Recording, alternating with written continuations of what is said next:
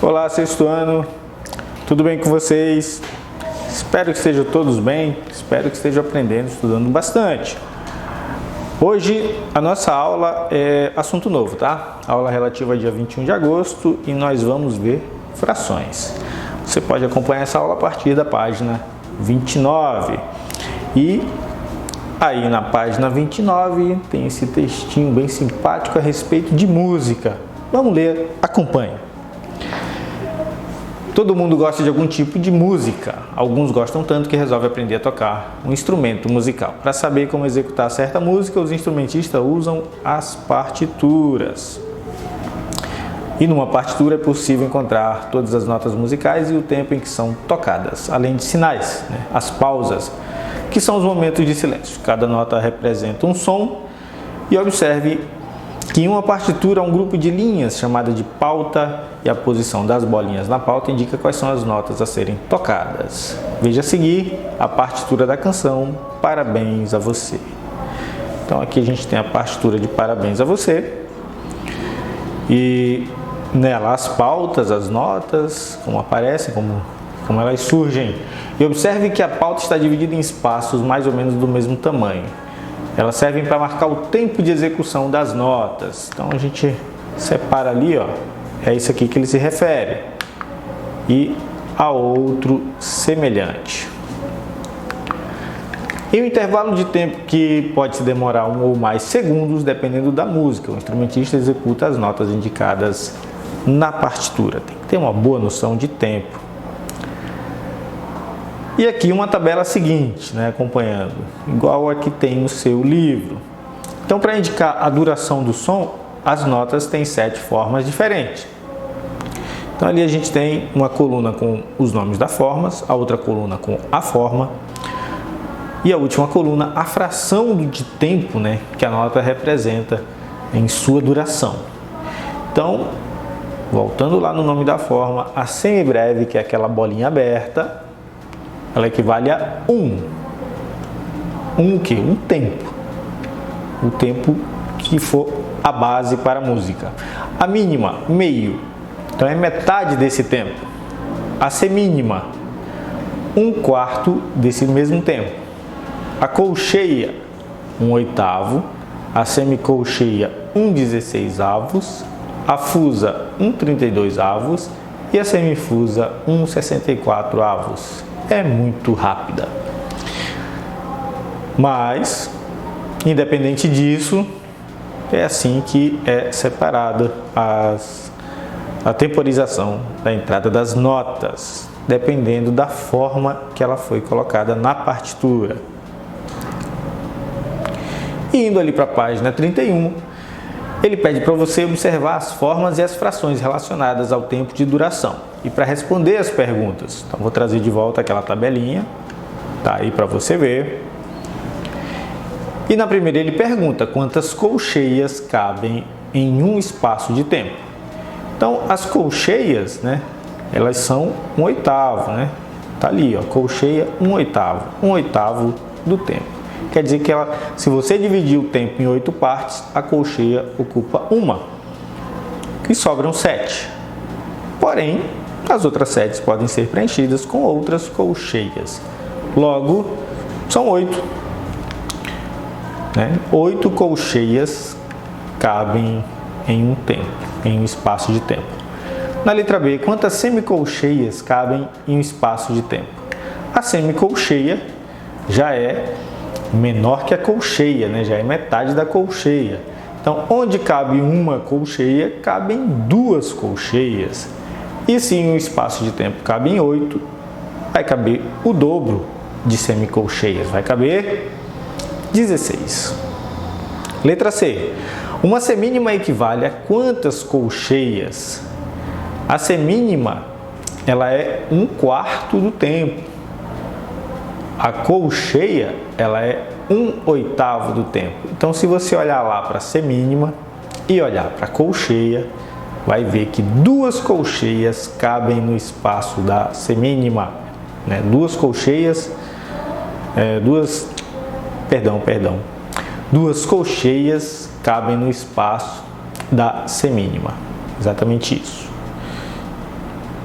Na letra D, uma mínima equivale a quantas colcheias?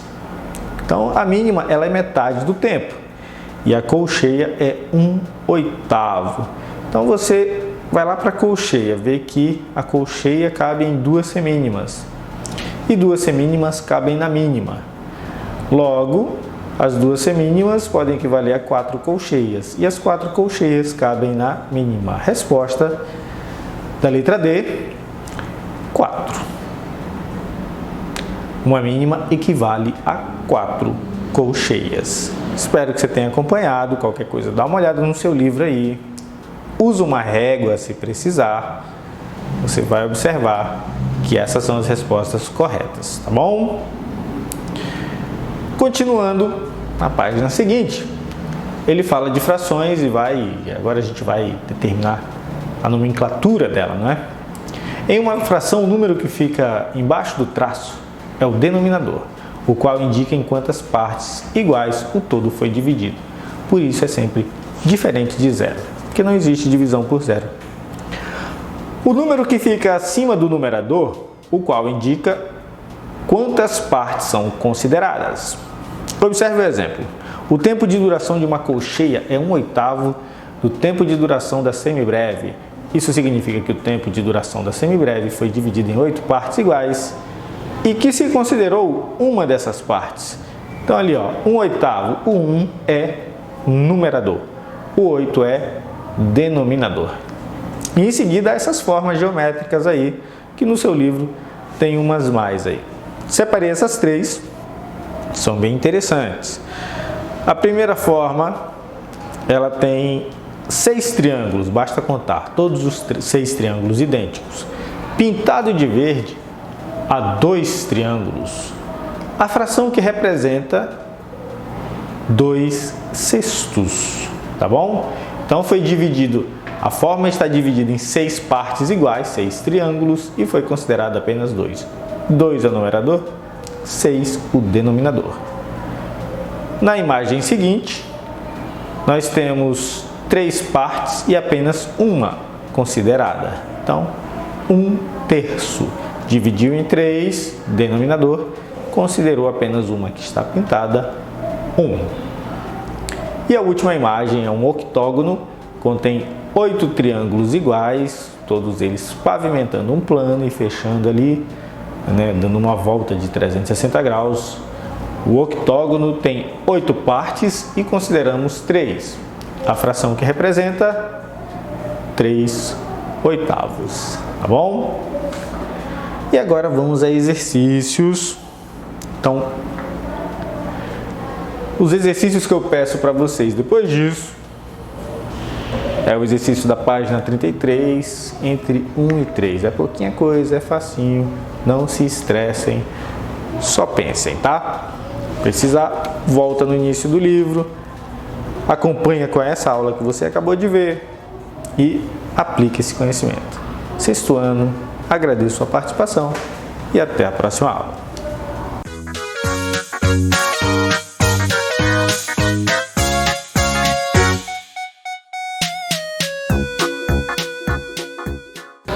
Olá, turma do 6º ano, tudo bom com vocês? Hashtag sextou, nossa aula de sexta-feira, aula de língua portuguesa, e nossa última aula nós falamos sobre um debate sobre a utilização dos animais para testes em pesquisa de vacinas e remédios. E eu espero que você tenha preenchido aí, tenha feito nas suas anotações no seu caderno, para que nós possamos futuramente debater a respeito desse assunto. Bem, na nossa aula de hoje nós vamos conhecer um texto de divulgação, ou seja, uma reportagem de divulgação científica. Então, nesse caso aí que está na página 13, nós vamos entender um pouco sobre um assunto. Então, eu quero trazer para você o que é uma reportagem de divulgação científica, tudo bem? Então, vamos para a definição, depois a gente vai comentar um pouco sobre o texto e aí depois vamos comentar também sobre uma parte que está dentro dos exercícios, tudo bem? Então vamos lá. E aí vem reportagem de divulgação científica. A reportagem de divulgação científica tem como finalidade apresentar informações sobre acontecimentos relacionados a diversas áreas da ciência e da tecnologia. Esse texto se caracteriza por uma linguagem mais clara e objetiva, seguindo a norma padrão. Além disso, faz uso de termos técnicos e científicos, acompanhado de explicações direcionadas ao público amplo, não especializado. As reportagens de divulgação científica, de modo geral, apresentam uma estrutura de um texto jornalístico. Na reportagem apresentada, mostram um novo método de plástico que auxilia na forma de manter os alimentos e se mostrar que os alimentos estão prontos para consumo ou não. No caso desse último parágrafo, ele já está dizendo o que esse texto que você vai ler ele está trabalhando. Umas pesquisadoras elas encontraram um novo método de tentar substituir o plástico que é derivado do petróleo. Elas tentam encontrar ali um plástico que é biodegradável, ou seja, ele vai ser dissolvido durante o tempo que está passando.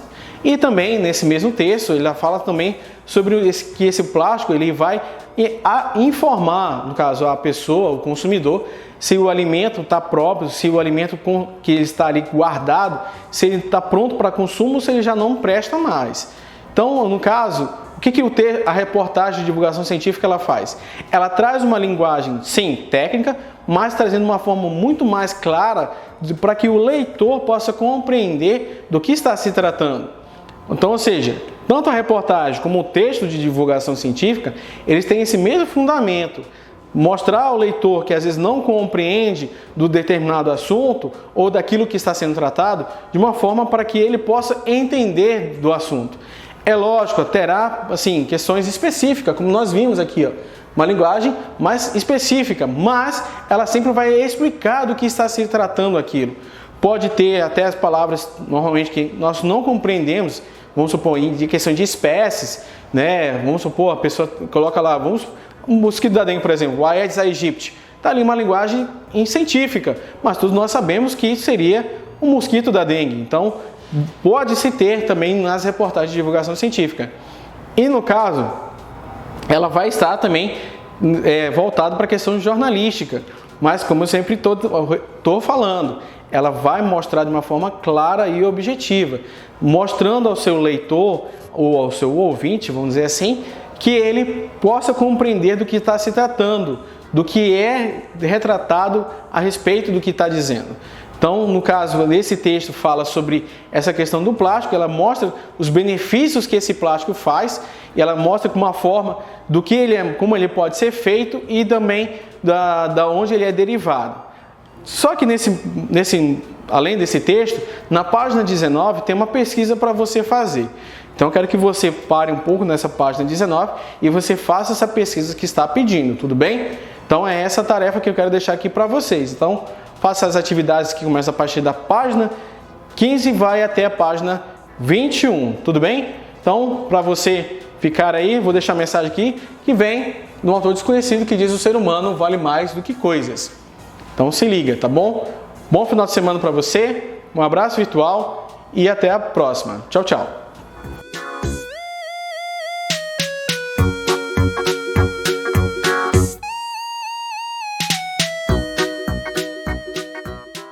Olá, sexto ano, como é que vocês estão?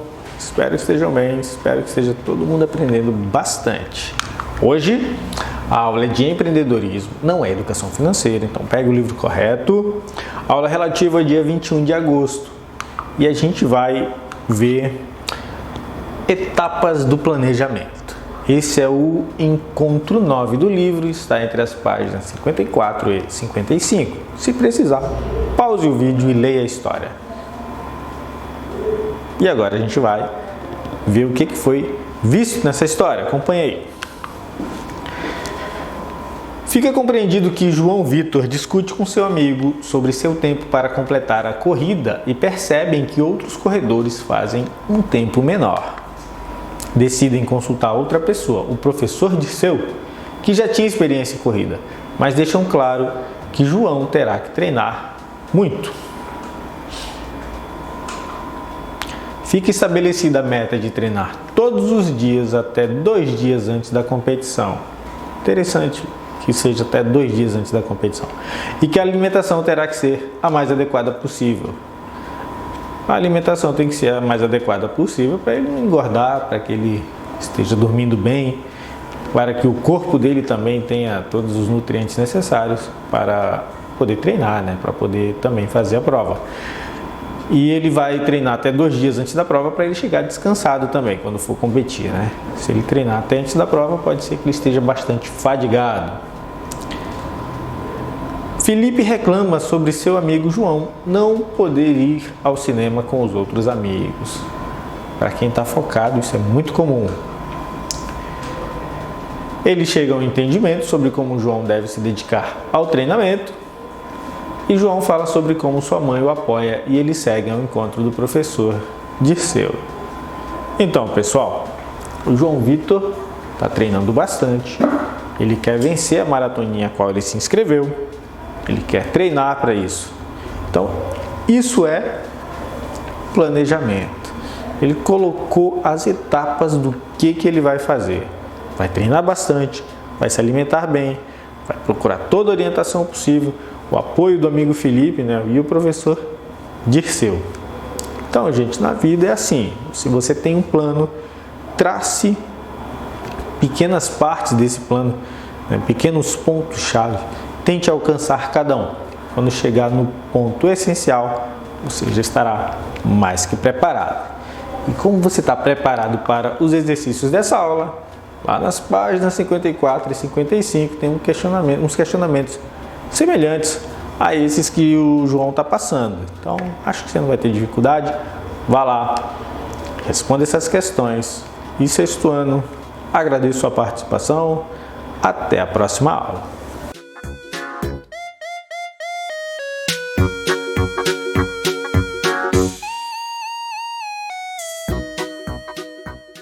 Olá, sexto ano, tudo bem com vocês? Estamos aqui para mais uma aula em casa. A aula de hoje referente ao dia 21/8/2020, terceiro bimestre em todo vapor, fazendo uma viagem agora pela arte greco-romana, certo? Onde nós iremos falar um pouquinho da escultura e da arquitetura greco-romana, que é um conteúdo que nós iniciamos nas aulas anteriores, com uma introdução básica sobre algumas características desse período. E hoje nós iremos ter um foco aonde? Na escultura e na arquitetura. Pegue o seu livro didático lá no capítulo 3, aquela nova unidade que você tem, que você pegou na escola, tá? Página 4 a 7 é o contexto a qual a gente vai entender um pouquinho dessa arte greco-romana e especificamente na aula de hoje falando sobre escultura e arquitetura, certo? Então, de cara, nós temos algumas imagens que representam aqui a arquitetura e a escultura greco-romana e vem comigo para a gente conhecer detalhes de cada uma delas, tá? Primeiramente, vamos falar da arquitetura. A arquitetura havia algumas características básicas, principalmente por quê? Porque o uso de colunas, tanto para estruturar o prédio quanto para a decoração, era muito utilizada na arte greco-romana, certo? Para trabalhar as seguintes questões: a simetria, que é trabalhar ambos os lados no mesmo tamanho, nas mesmas proporções, com as mesmas quantidades de coluna.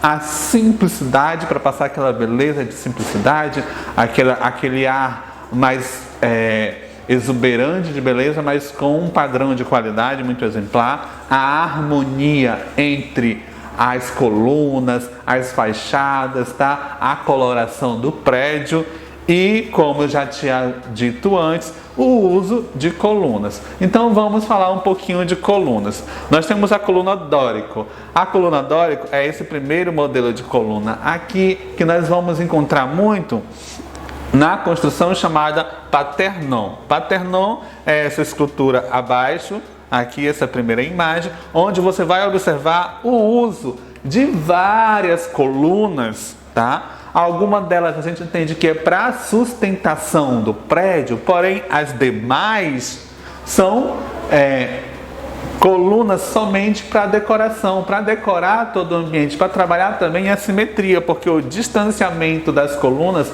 entre uma e outra era igual, tá? O distanciamento entre uma coluna, os detalhes de cima e de baixo, tudo repetido, seguindo o mesmo padrão, a mesma coloração, o mesmo peso, o mesmo material. Então lá no Partenon trabalhava-se muito essa coluna, tá? Essa coluna chamada dórico, que é uma coluna mais simples, uma coluna sem muitos detalhes, porém trazia uma beleza muito grande para o prédio Partenon, que era um prédio muito comum na Grécia Antiga. A segunda coluna é a coluna chamada jônico. O jônico é uma coluna mais afeminada por conta dos detalhes que nós temos aqui no topo dela, certo? Ela segue um pouco do padrão do dórico, porém ela tem uma estrutura mais linear, ela tem a mesma largura em todo o seu processo, desde a base até em cima, certo? Ela tem esses detalhes aqui em cima, essas voltas de espiral que dá um ar feminino para essa coluna, e essa coluna ela está disponível lá no prédio chamado Arrepiron, tá? O Arrepiron tem um pouco da sua estrutura dessa coluna chamada jônico. Você também pode observar que há algumas colunas de sustentação do prédio, porém as demais colunas ela vem apenas como instrumento decorativo, obedecendo os mesmos padrões, a simetria, a harmonia, que a gente vem conversando sobre a característica principal da arquitetura nesse período, certo? Uma terceira coluna é a coluna chamada Coríntio. Essa coluna chamada Coríntio, ela está disponível lá no Templo de Zeus do Olympus, lá em Atenas, tá? Lembrando que todas essas obras aqui lá estão em Atenas, certo? Esses 3 prédios estão em Atenas. O Templo de Zeus. O Templo de Zeus tem, basicamente, esse conjunto de colunas, né? Trabalhado agora com Corinto. Esse Corinto, ele é uma coluna muito mais rústica, muito mais decorada, muito mais trabalhada. Se você perceber, nós temos aqui vários espirais, nós temos nesse berço aqui, nesse topinho, nós temos um detalhe muito comum de algumas figuras geométricas mais trianguladas, né? Trazendo mais um volume, trazendo uma estruturação, tá? Trazendo uma beleza maior a elas. E o Templo de Zeus foi todo trabalhado com essa coluna, obedecendo a simetria, obedecendo a harmonia e a questão de organização desse espaço, certo? Vamos falar um pouquinho das esculturas. As esculturas greco-romana, ela se divide em 2 períodos. E um dos primeiros períodos é o primeiro classicismo ou alto classicismo, onde a gente vai ver algumas características de alguns autores, tá? Alguns escultores que trabalharam essa questão. O alto classicismo aconteceu lá pela época de 450 anos antes de Cristo, certo? Com 3 artistas diferentes. O primeiro era Miron. Miron, ele trabalhou e criou a escultura de um atleta. Essa escultura aqui que nós temos embaixo chama-se o discóbulo. O discóbulo é um atleta lançador de disco, tá? Então Miron foi o criador dessa estátua. Essa estátua ela tem a dimensão basicamente do tamanho humano, onde nós temos um atleta lançando um disco. Então, olha só o que Miron fez. Miron tentou trabalhar a questão do movimento, da movimentação corpórea, a movimentação desse corpo que não era comum nas estátuas da época, era mais estática, mais parada, sem movimento. Agora, o movimento, a sensação de movimento começa a aparecer. Policleto, que era um segundo artista desse alto classicismo, ele começou a criar uma outra dimensão para as estátuas. Então, eles trabalhavam em suas esculturas sobre a proporção do corpo humano. Então, o Policleto, ele dividiu o corpo humano em 7 partes. E essas 7 partes que ele dividia o corpo humano era proporcional ao tamanho da cabeça, certo? Então, ele pegou o tamanho da cabeça e, com o tamanho da cabeça, ele ia dividindo o corpo em basicamente 7 partes. Então, toda a sua escultura era trabalhada com o tamanho principal da cabeça e repetindo ele em 7 vezes para estruturar todo o corpo, para ele ter aquela sensação de equilíbrio da imagem, aquele padrão de qualidade da imagem, apenas usando o tamanho da cabeça para dividir a parte do corpo, certo? Então, a gente observa também que eles trabalhavam muito o nu, né? Trazer estátuas mais nuas, traziam muito a questão da anatomia humana, trazer o real da anatomia humana. Nós temos também um terceiro escultor dessa época, do alto classicismo, chamado Fídias. Fídias, ele criou muito figuras sobre deuses, tá? Ele gostava de representar deuses. Refletia a dignidade dos deuses. Então nós temos aqui uma imagem de um deus grego que ele representava. Dentro da estrutura geral da escultura, nós temos a harmonia, tá? Para tentar trazer a beleza, tentar trazer um equilíbrio do corpo, até porque aqui Policleto também usa as proporções para deixar o corpo do tamanho mais natural, né? Sem muito exagero, trazer a anatomia natural do homem. Eles traziam muita aproximação da realidade e gostavam de representar deuses, tá? Vimos aqui 3 artistas do primeiro classicismo ou alto classicismo, porém nós temos que ver também outros autores que do segundo classicismo ou baixo classicismo, que ocorreu lá no século IV a.C., né? O Praxíteles. Ele tentou trabalhar muito a questão do alongamento das estátuas, ou seja, tentar fugir do tamanho natural, certo? Ele tentou alongar muito as figuras para dar maior leveza às suas estátuas. Então ele trabalhava assim na questão do alongamento das imagens, deixar as imagens maiores, mais longas, né? Tentar trazer mais volume para elas, mais longevidade a elas. Scopas, que era outro artista, ele tentou representar agora a emoção no rosto. Então tudo ele trabalhava dentro do rosto, trazer mais explícito no rosto das suas estátuas, das suas obras de esculturas, a emoção, a angústia, o retrato psicológico da pessoa daquela época. Então ele traz aqui uma imagem trazendo um rosto com um olhar mais delicado, que consegue também trazer um sorriso meio escondido por trás, né? Então ele trabalhava muito mais essa questão da emoção, da angústia em suas obras. E Lisipo tentava deixar as suas estátuas, mesmo sendo masculina, com a mais feminina. Então ele acentuou a feminilidade das suas estátuas, tornando-as mais graciosas. Então ele pegava as estátuas mesmo masculinas e tentava trazer esse ar mais sereno, esse ar mais calmo, um ar mais feminino às suas imagens. Então a gente vê aqui nessa imagem, nessa estátua feita por Lisipo, um rosto que já tem mais uma acentuação diferente, um traço mais arredondado, uma boca mais volumosa, um olhar mais delicado. Então ele trazia essas representações para suas estátuas. Esse artista é do baixo classicismo e tenta trazer toda essa questão, certo? Contextualizando o que nós acabamos de falar de arquitetura e escultura neoclássica ou grego-romana, tá?